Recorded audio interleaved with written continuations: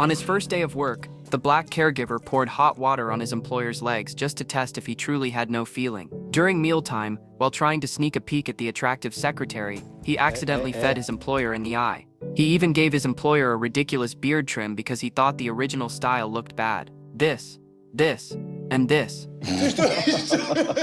Strangely enough, despite such disrespectful treatment, the employer not only kept him on but seemed to enjoy his company. He offered a salary several times higher than normal. And these two men, with completely different personalities, backgrounds, and skin colors, ultimately became lifelong friends. The employer was Philippe, a billionaire who became permanently paralyzed from the neck down after a paragliding accident that also claimed his wife's life. Needing a caregiver, Philippe offered generous compensation that filled the hall with applicants the next day. They arrived in suits and ties, all hoping for this life-changing position. Some had prestigious degrees, others numerous awards. Everyone was eager to showcase their qualifications. But one applicant stood out, a black man wearing ordinary sneakers and a hoodie who actually wanted to fail the interview. Bonjour. Je vais faire signer un papier. He needed to be rejected 3 times to qualify for unemployment benefits, so he deliberately gave Philippe attitude. One moment he mocked Philippe's taste, the next he criticized his lack of humor. When Philippe asked about his qualifications, he even flirted with the secretary right in front of him, hoping to get shown the door quickly. Philippe found this refreshingly amusing compared to the overly serious other candidates. He appreciated the man's directness and deliberately created suspense by asking him to return the next day to sign papers. Little did he know this small decision would transform both their lives. The black man was Driss. He had just completed a 6-month prison sentence for robbery and had nothing to do except hang around the streets. Returning to his cramped home in the projects, he found 8 younger siblings sharing a tiny apartment where even taking a shower was a struggle. His mother worked all day, leaving the oldest sister in charge. Worse yet, Driss discovered his oldest brother seemed to be involved with a local gang. That night, his exhausted mother finally returned home. Her son had been missing for 6 months without a word, and now he showed up with just a decorative egg. Unable to pay rent, he was worth less than a chocolate bar. When she asked where he'd been, Driss didn't want to admit he'd been in prison. Frustrated, she kicked him out. With nowhere to go, Driss returned to the streets, sharing cheap junk food with his buddies and discussing unrealistic dreams. As night fell, and the temperature dropped, his friends left one by one, leaving Driss shivering in the cold. Midnight Paris was bathed in Klein blue. Unable to bear the cold night, Driss spent his last coins to sleep on a warm train. When the first light of dawn broke, he immediately went to Philippe's mansion, intending to collect his rejection letter and leave. But the housekeeper gave him a tour of the luxurious home without hesitation. Every room was spacious and extravagant, with busy servants everywhere. What Driss envied most was the bright, clean bathroom, a stark contrast to his home, where he couldn't even stretch his legs while bathing. This place seemed like paradise. Philippe was in therapy when Driss picked up his signed rejection letter and prepared to leave. Unexpectedly, Philippe called him back. Quoi? Non, je veux dire, ça vous gêne pas de vivre sur le dos des autres? Ça vous pose pas un petit problème de conscience? Ça va, merci, et vous? Philippe enjoyed Driss's natural sense of humor and decided to give him a 1-month trial period. Je parie que vous tiendrez pas 2 semaines. Driss wasn't about to turn down free access to a perfect bathroom and luxurious bedroom. But having no caregiving experience, he made countless mistakes. He fell asleep during his first training session. When transferring Philippe to his wheelchair, he nearly made him kiss his ankles. Mais jamais le lâcher tant qu'il n'est pas sanglé. Ah oui, ça fait partie de mes vices. Ouais, mais elle m'a pas dit. During bath time, the shampoo wouldn't lather. Only after the housekeeper pointed it out did he realize he'd used foot cream on Philippe's head. When dressing time came, Philippe needed special flesh-colored compression stockings for circulation. Driss thought they looked like women's pantyhose and verbally protested, but still carefully helped Philippe put them on. However, when faced with white gloves for the next task, Driss finally erupted. Because Philippe couldn't control his bodily functions, the caregiver had to help with his bathroom needs. This was Driss's absolute limit. Déjà, les bains, j'ai rien dit, et ça m'a coûté. Je l'ai fait. Je fais un pas vers vous, faites un pas vers moi. Arrêtez là avec cette histoire de vider le cul là. Je crois que j'ai compris. More than a caregiver, Driss became Philippe's hands and feet, though always a bit unreliable. He loved stealing glances at Philippe's secretary. Once during a meal, when the secretary walked by, he stared at her without blinking and accidentally fed Philippe in the eye. To test if Philippe truly had no feeling, he experimented with hot water.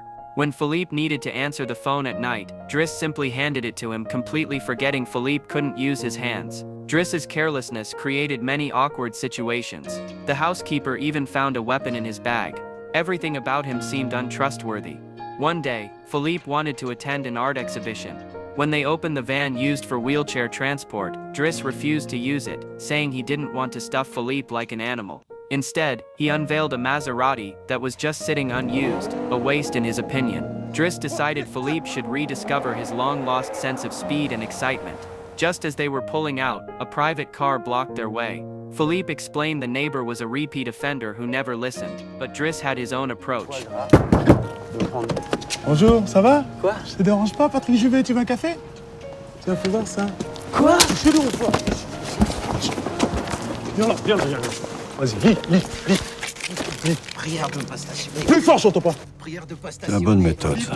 The social etiquette that high society couldn't navigate, Driss resolved with simple, direct methods. Afterward, they visited the art gallery where Philippe stared at what looked like a white canvas with some red splatters for a long time. Driss knew nothing about art. When he learned the blood-stained cloth cost 30,000 euros, he jumped up and offered to create countless similar works with more blood for just 50 euros. Driss never knew when to hold back. When Philippe wanted an M&M, Driss made jokes instead of helping.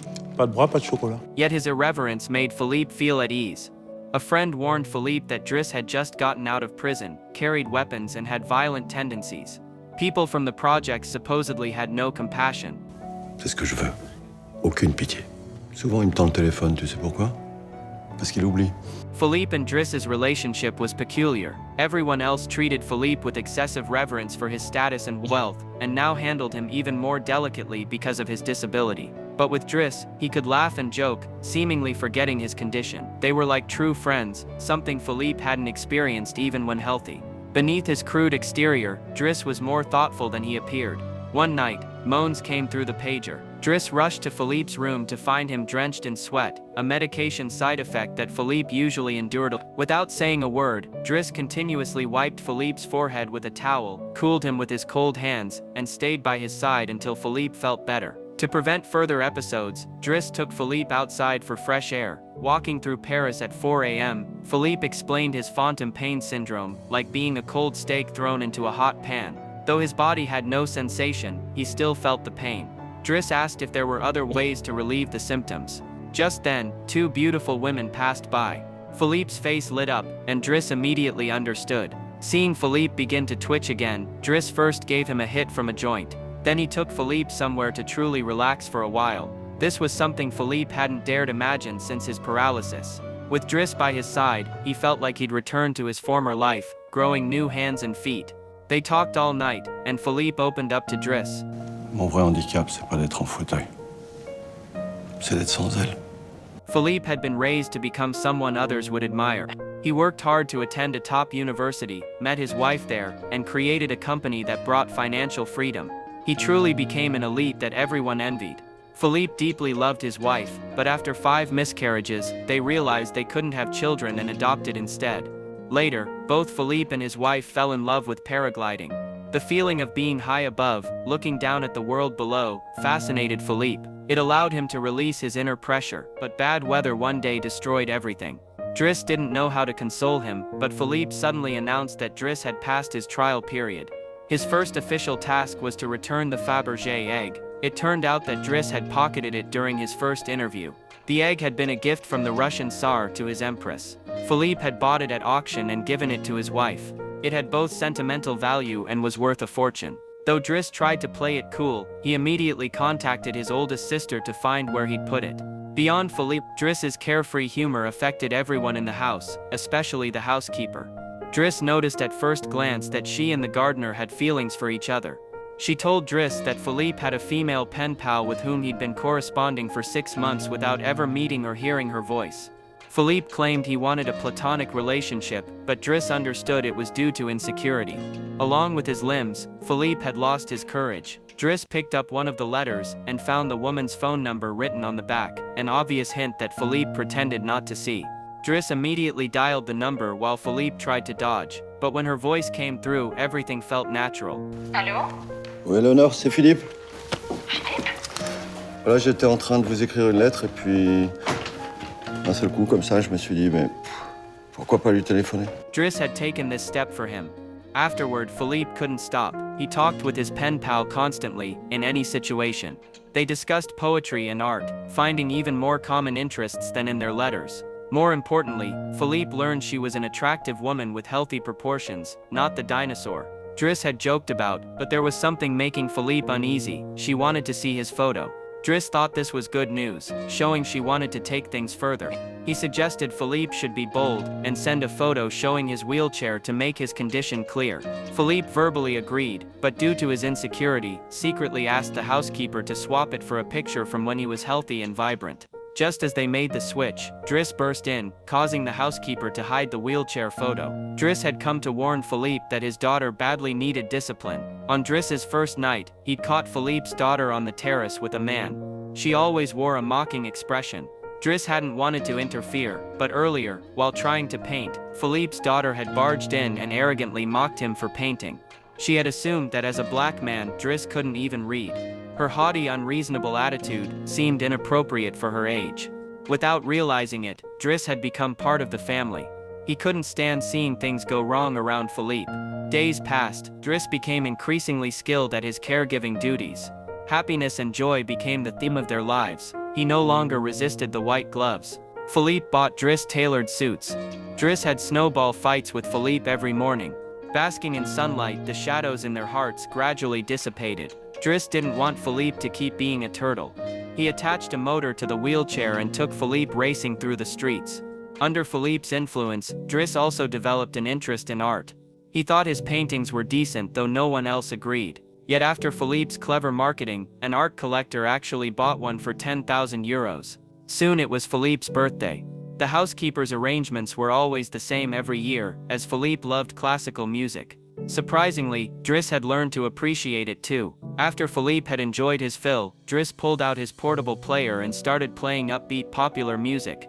With Driss's lively dancing, everyone joined in. Philippe was like classical music, profound and weathered. Driss resembled pop music, young and full of energy. They were complete opposites, who should have gone separate ways, yet miraculously became friends in life's great melting pot. They learned from each other, and relied on each other. It was Philippe's happiest birthday in years. Before bed, Driss gave Philippe his birthday gift, a reply from his pen pal containing a photo of a woman even more beautiful than Philippe had imagined. On the back, was a note hoping they could meet at a Parisian cafe the following week. Driss placed the photo on the nightstand and left, wishing his friend good dreams. Philippe felt both excited and anxious, having not been this nervous for a long time. He tried many outfits, but couldn't regain his confidence. He feared meeting her would ruin everything. A date as a disabled person felt like gambling. But Philippe went anyway, arriving several hours early, while Driss didn't accompany him. The previous day, Driss had seen Philippe's daughter crying alone. The man who had been with her turned out to be a jerk, who dumped her without reason after having his fun. Driss naturally knew what to do. Alors Bastien, tu me reconnais? Ouais. Ouais. Qu'est-ce qu'il y a? C'est pas bien ce que t'as dit Elisa. C'est pas très joli. J'ai rien dit. Tais-toi. Donc maintenant tu vas te comporter comme un bonhomme et tu vas t'excuser. Ok, pardon, excuse-moi. Enlève ta main. Pas à moi, à elle. Ah, elle, d'accord. D'accord? Et puis tu vas lui apporter les croissants tous les matins aussi. Je m'en fous. Fais comme tu veux mais tu fais bien. Ok. T'es gentil. Ouais, je suis gentil. D'accord? Ouais. Allez, casse-toi. Ok. Allez, dégage. Et coiffe-toi. Mets une barrette. Later, Driss drove to a building where his mother worked as a cleaner. Her wages were meager, but she still sacrificed herself to raise him. Driss wanted to repay her but didn't know how. Just then Philippe called, saying he needed air. Driss knew Philippe was planning to flee the date. This time he decided to escape with Philippe, temporarily leaving behind life's suffocating pressures. They boarded a private plane. Philippe gave Driss the 10,000 euros from the painting sale. Driss could hardly believe it. Perhaps he really did have artistic talent after all. The plane flew through the sky, seemingly bound for a castle in the clouds before dawn.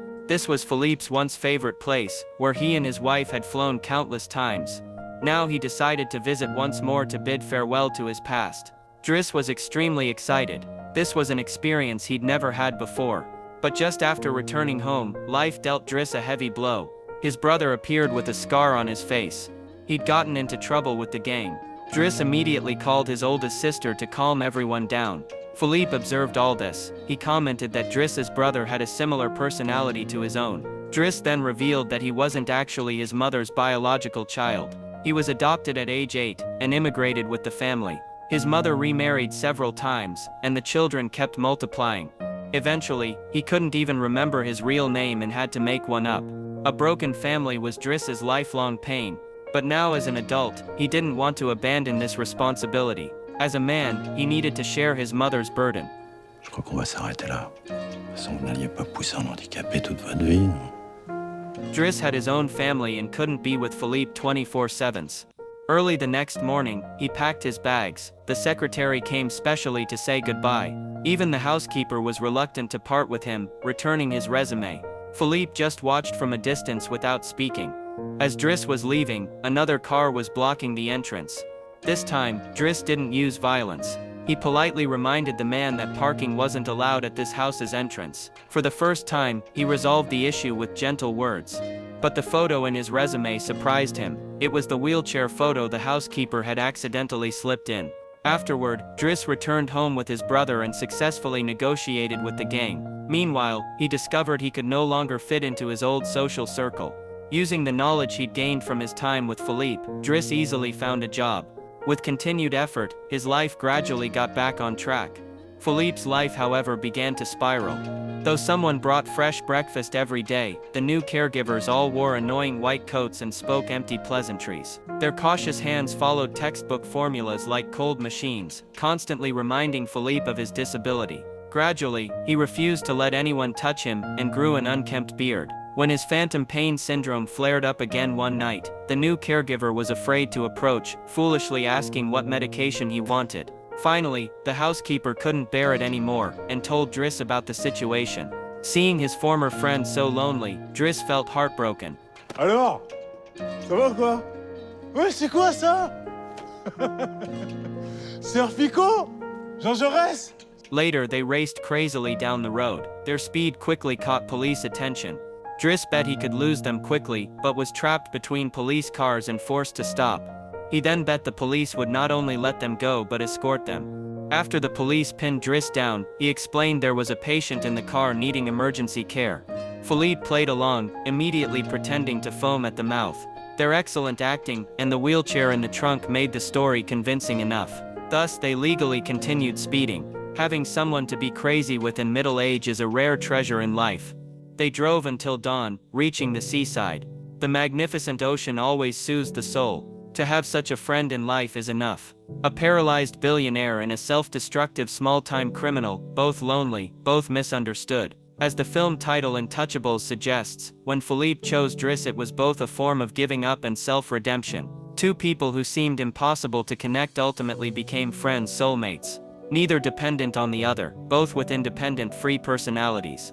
If you understand Untouchables in reverse, you'll discover its true meaning. If you sincerely reach out, you can touch something truly precious. Driss then returned the Fabergé egg to Philippe and presented his final gift. Philippe was astonished until a figure appeared.